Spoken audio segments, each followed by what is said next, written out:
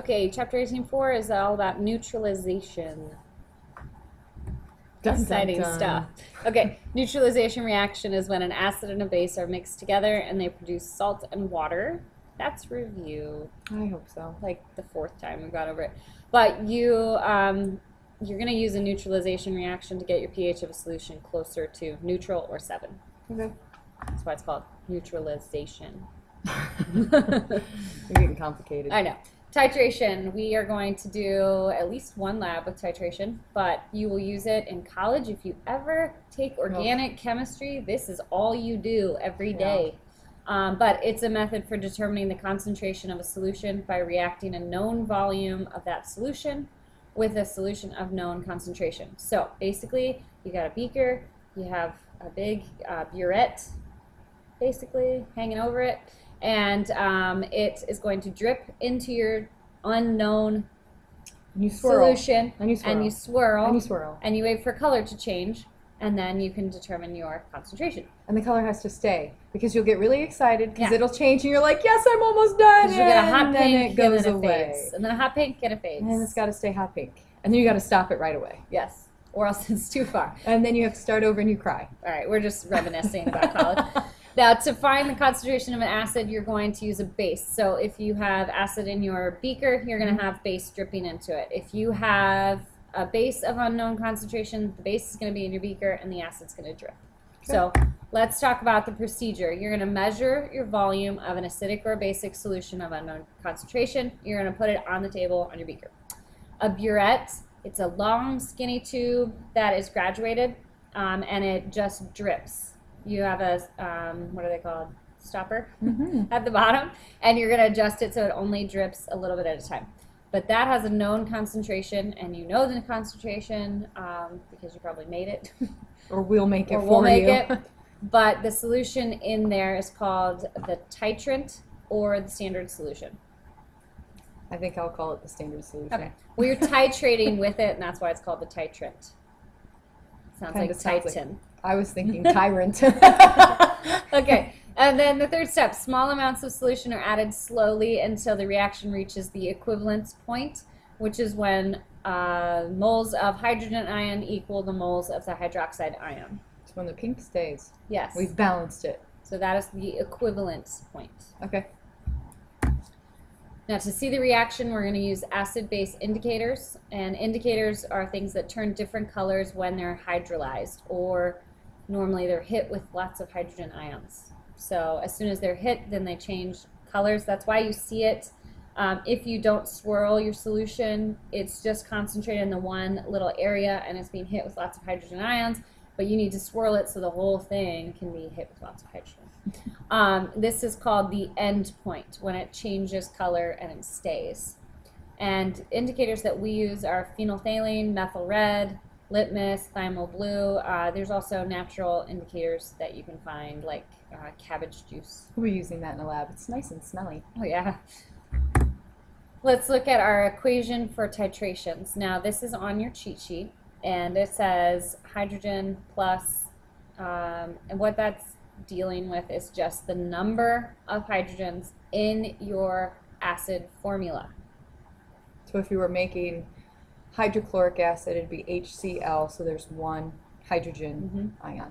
If you have H2SO4, And it would be 2, so you're you going to put put a a 2 in. 2 in there. And then you have capital M for your acid, so that's molarity of your acid, moles over liters, concentration, volume of your acid. So it's just like your dilution equation. All we're doing is adding in your hydrogens and your hydroxides.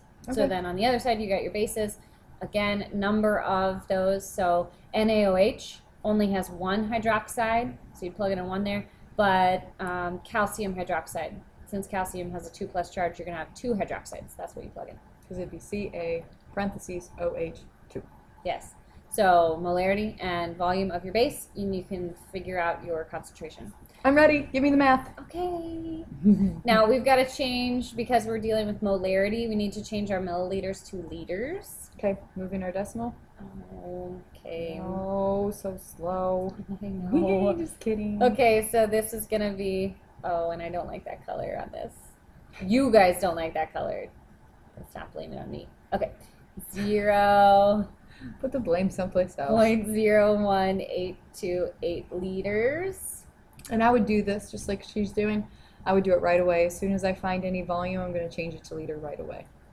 Right in the problem, as soon as I can. Okay, that one's in the dark area. You can calculate 25 milliliters into liters. It's 0.025 liters. So we know the volume of a standard solution. So that's the thing in the burette dripping down. And it has a molarity of 0.1 molar NaOH. And it's required to neutralize 25 milliliters or 0.025 liters of a solution of methanoic acid. What is the molarity of the methanoic acid solution? All right, so we're finding Ma Mm-hmm. as our whole goal. So we got to plug things in to Yep. know how many, well, they give it to us in this problem. Yes, It's they actually do. kind of easy. So your acid, Go with the front you thing. look like, it looks like Yeah. you have two. You don't. This is your negative ion. All of Okay, that. so all we're dealing with is this one guy here. So we have one hydrogen. Okay, that's a 1. And then over here we only have one hydroxide. All right, so 1 goes into our H+. Molarity is what we want to find. So we don't know that. Volume of our acid is 0.025 liter, if you want to plug that in. I did. Okay. How many OH minuses? We have 1. Mhm. The molarity of our standard base solution is 0.100. I don't know why they wrote so many. Big M. And then our volume is all that wonderful stuff that we just fixed up there. All right, you're going to multiply the 1 times 0.1 times 0.01828. Mm-hmm. Then you're going to divide by just the 0.025 because it's multiplied by 1. That's Yeah. nice and easy. So divide both those. That cancels. That cancels. Okay, 0.025. And what do you get? You get 0.073.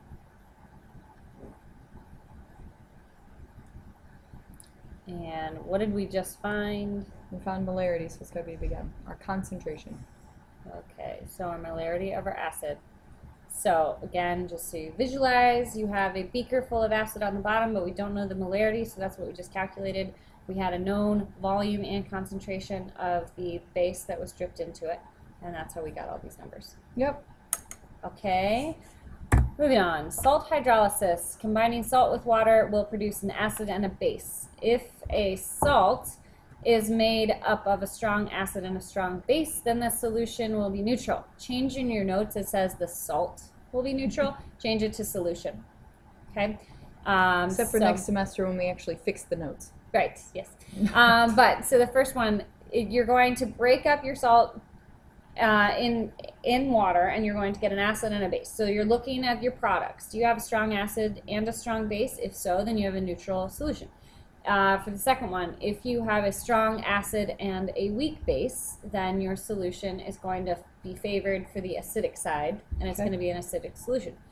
If the salt is made of a weak base and a weak acid, your notes are right, I think. I'll check. Yes. Okay, that says a weak acid and a strong base. The basic side is going to be favored, and that's what your solution is. Okay, so wherever the strong is, unless you got a strong and a strong. If Mhm. you had a weak and a weak, it would still be neutral as well. Yes. All right. So salt hydrolysis, to figure these out, you got to do the backwards reaction or the reverse reaction of an acid-base reaction. Okay. Okay, so let's practice, shall we? Parent acid and parent base of NaClO. Now, they're called parent acids and parent bases because that's what will make up that salt. All right. Got it? So let's do our chemical equation. NaClO plus H2O. water, because it's a hydrolysis, so you're going to add water. What do we get? You're going to get NaOH and HClO, hypochloric acid. All right, so we got to look at what we've got. NaOH is a strong base. Yes, we know that because it's hydroxide paired with only one element. All right, do you want to put an SB under it? Yes, Strong base. Strong. And that's your parent base. base. And then your hypochlorite is a weak acid. Yeah, it's not one of our big ones that we use all the time, like hydrochloric, sulfuric. It's an A, not a B. Oh, Man, last video, and I am just messing You're about up. done. Okay, Wait, wait, hang on. We got to Oh, go yeah. over solution.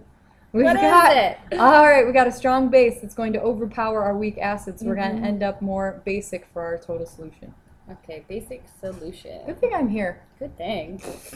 All right, what's the parent acid and parent base of NH4Cl? That should be a little 4. Oh my gosh. Okay. So we got NH4Cl plus our water. Notice we're always going to add in the water, and then we figure out what acid and base we have left.